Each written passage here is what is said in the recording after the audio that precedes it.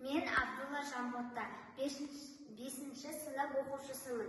Менің тақырыбым мұхиттың ластануы. Судың ластануы экологиялық тепе-теңдікті бұзатын ең үлкен мәселенің бірі.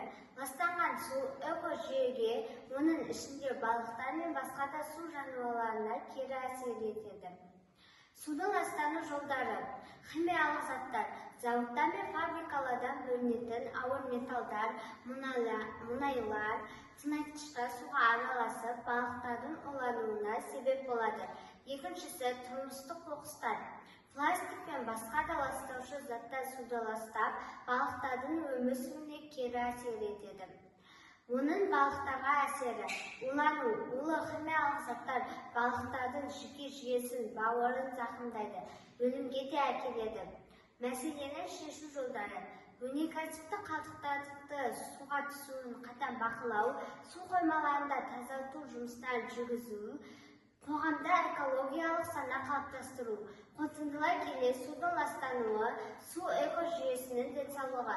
Егер су ластана берсе, балықтардың басқа да түрлері жойылып кетуі мүмкін. Сондықтан табиғатты қорғау әр адамның міндеті.